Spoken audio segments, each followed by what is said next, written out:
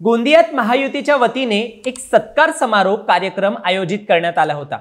यावेळेला राष्ट्रवादी अजितदादा गटाचे खासदार प्रफुल्ल पटेल यांनी भाषण करताना खूप मोठा गौप्यस्फोट केलाय। भाजप सोबत येण्याची खूप आधीपासून आमची आणि मोठ्या साहेबांची म्हणजे शरद पवारांची इच्छा होती असं म्हणत पटेल यांनी राष्ट्रवादी फुटीपूर्वी शरद पवारांच्या मनात भाजपच्या युतीबद्दल काय होतं हे सांगितलं।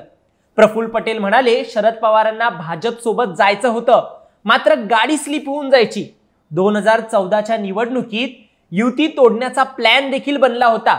या संपूर्ण घटनेबाबत प्रफुल्ल पटेल यांनी काय म्हटलंय हे आधी आपण पाहूया।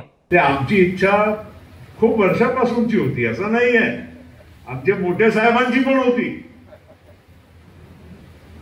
पर कुठे कहीं स्लिप हो जाती थी गाड़ी, कीचड़ में फंस जाती है ना, थोड़ी स्लिप होती है, तसं आमची गाडी पुढे जायची परत वापस।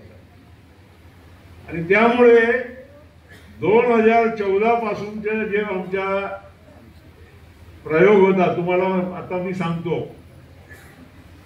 तुम 2014 में,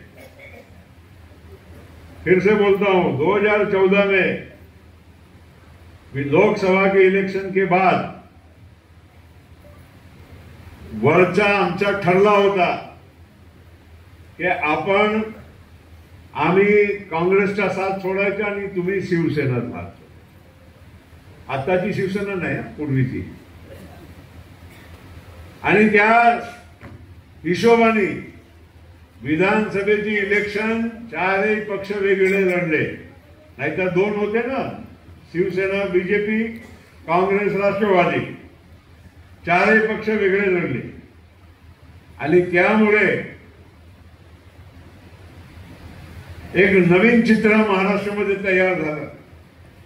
पण त्यानंतरच्या काळामध्ये असं ठरलं होता की आपण काही दिवस वेगळे राहू आणि नंतर एक हो, कारण तुम्ही शिवसेनाची साथ सोडली होती, आम्ही काँग्रेसची सोडली होती।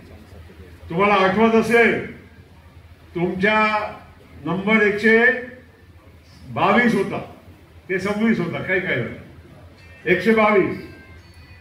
आणि इलेक्शनच्या निकालाच्या दिवशी 1 वाजता टीव्हीवर मी स्वतः राष्ट्रवादीच्या वतीने जाऊन मी घोषणा केली की आम्ही बाहेरून तुम्हाला पाठिंबा देत आहोत।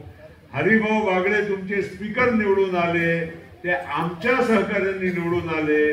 हे सगळं झाल्यानंतर ते परत काहीतरी आमची गाडी चिखलामध्ये फसली आणि आम्ही बॅक गेलो आणि तुम्ही पुढे गेले। तर आम्ही काँग्रेसचा हात सोडायचा आणि भाजपवाल्यांनी शिवसेनेचा हात सोडायचा असं ठरलं होतं। आणि हा मोठा गौप्यस्फोट प्रफुल्ल पटेल यांनी आता स्वतः केलाय। पटेल यांनी स्पष्टच सांगितलं की 2014च्या निवडणुकीच्या निकालाच्या दिवशी त्यांनी स्वतः बाहेरून पाठिंबा देत असल्याची घोषणा केली होती आणि त्यांच्या सहकार्याने, राष्ट्रवादीच्या सहकार्याने हरिभाऊ बागडे स्पीकर म्हणून निवडून आलेले। मात्र पुन्हा गडबड झाली आणि आम्ही मागे राहून गेलो, भाजपचे पुढे निघून गेले असं म्हणत त्यांनी मंचावरच बसलेल्या भाजप आमदारांना देखील टोला लगावला।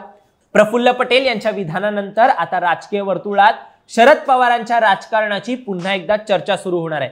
यावर तुम्हाला काय वाटतं? तुमचं मत देखील आम्हाला कमेंटमध्ये नक्की कळवा। धन्यवाद।